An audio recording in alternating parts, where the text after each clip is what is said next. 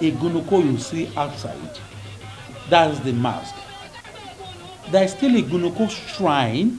In the shrine, we have the Igunnuko shrine in that big shrine, in that Igbo Ogunu. We call Igunnuko shrine Igbo Ogunu, unlike other masquerade. It's only Igunu that has Igbo, and we refer to the shrine as Igbo Ogunu. We still have our fathers whose major religion is this Igunnuko.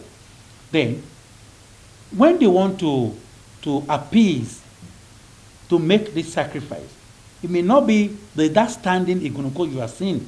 There is a shrine at which they appease the spirit of Igunnuko, but that one you see outside is a replicant, is a representative of the Orisha, the Igunnuko in the shrine, and the one you see outside. And he has the power to do and undo. Unlike other masquerades, Igunnuko practitioners, those that practice the religion, you don't just do Igunnuko within your locality with only your people in that same Igbo Ogunu. Because the Tapa people that practice this Igunnuko as a religion, they are very united. And based on this, their unity, all Igbo around in that town and even across that state, Lagos to be specific, if there is, as we have Igunnuko festival taking place in Ijesha-Tedo, Igbo Ogunu, a Macaulay Mushin must be present. Igbo Ogunu from Kirikiri will be there, from Bariga will be there, from Ikorodu will be represented, from Badagry will be represented, and of course from Ekpetedo, where we have the first Igunnuko shrine, the representative will be there too, and of course the Indaso of Lagos, which is the head of Igunnuko court in Lagos, will also be physically present, and if for any reason cannot be there physically, must have its representative there, because Igunnuko festival is not a festival that takes place within the Omale, within the people in that compound or who are the custodian for that town. They must call on other custodians from other towns, the neighboring towns, to come around and do this festival with them. We do it as a family matters, and we have ethnics, we have group of people locating all over the Lagos state. Likewise, here is in Ijesha, we have in Mochi, where I belong to. We have in Lagos Island, where my colleagues belongs to. The people that gather there, one, they will be the custodians. We have the custodians of this Igunnuko court, probably from that town and from the neighboring town. It's from the people you see around during that festival. Aside from that, you see Iyawole, the wives of the men of that family that practice that tradition. You see their wives there, you see the children there, then you see the friends and well-wishers. Then any other people around the community can come, people can come around and watch the festival, because Igunnuko festival is a peaceful festival. So people are free to come around if they just keep the do and don't of that festival. Because during the festival, we have the do and don't. If you agree to keep it, then you are free to be there. Anybody is welcome. If they are coming like this, people must give them chance of their shoe, of their cap. Smoking is not allowed. The Igunnuko Masquerade comes out almost every day of the festival. But the last day, which is the grand finale of this festival, is is the day that the memory always linger and the memory of all those present. Because there are a lot of things happening there. Because it's the last day. So we need to stage a special performance that has not been happening before that day. Though, before that grand finale, Igunnuko will be performing different, I can say magic, because Igunnuko has the magical power too, because his power is not ordinary. Different things, will be doing different magic to entertain the people around. Then that grand finale, the women folk will be there to perform. The Akoda or the Olopa will be there with their sword. Though almost every other day they'll be available to guide the masquerade. This grand finale, the last day, the Igunnuko will file out. They'll be larger in number than any other day. They can be up to 40, 50, 60.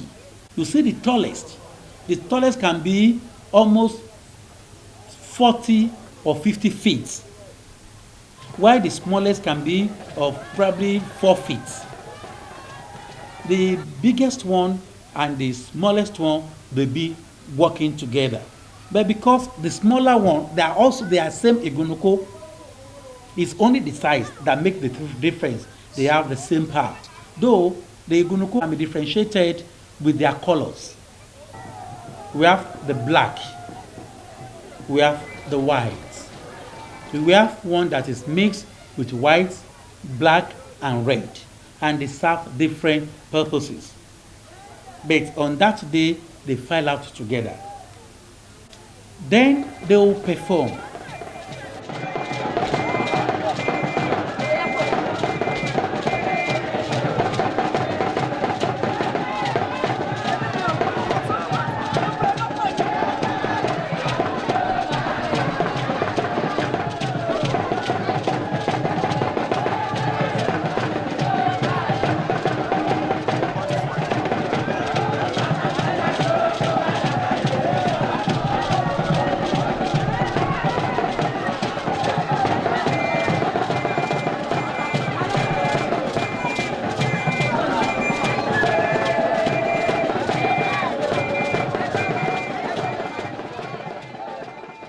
The smaller ones will be rolling, doing different form of performances. But the bigger one, their performance is matured because they are elderly. Where the smaller ones, because of their size, they are able to move around, run after the people, but for the sake of entertainment. But on the day of grand finale, there's what we call error. It's a special concoction made by this Igunnuko from the shrine. You are free to come closer, and the people will now give you that arrow inside a container. No matter the nature of your sickness, this arrow has the power to cure. And that is why you see people, everybody will be agitating to have that arrow. Because if you take it home, even before using it, when that arrow is anywhere in your home, the place is safe of any evil forces. Women are not allowed to enter Igunnuko shrine. They are not allowed. It's only men that can enter the shrine. But that doesn't mean that women are not important. They are very, very important. That hardly you see any Igunnuko masquerade without women around. They have their equivalent title with the men. You have Inokuti, Inagada, Etiko Obìnrin, and so on. It is the duty of us women to praise the deity during the Igunnuko festival. We also cook the food, and we also serve as Igunnuko police, that is Igunnuko Olokpa.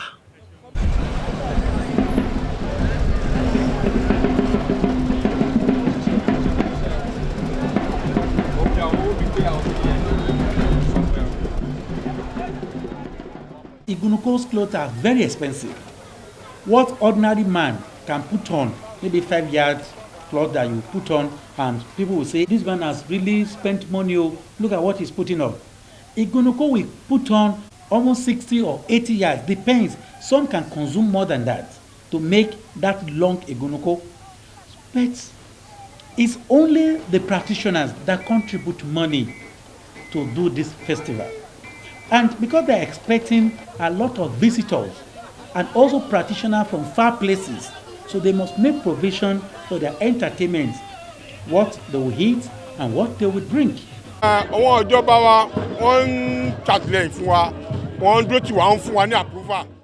government helps by giving us approval and also providing security so that hoodlums will not disturb during the celebration. But the government has not given us any money so far. I'm here today because I'm representing my people. and there's no way we can represent them and neglect them. So that's why I'm here today to participate on what we are doing. The addition of the help of the Commissioner of Police, Lagos State Police Command, and the area commander, Area D Command, Mushi, they assisted me with men and patrol vehicles. That is why you see the areas are very peaceful. Omantakpa, Egbe Omantakpa Igunnuko, they are everywhere in the world. They must be funded. So government must know how they want to fund all these festivals so that we can keep them in our archives, we can still have them in our history, because that's our track, that's our legacy, and that's our heritage.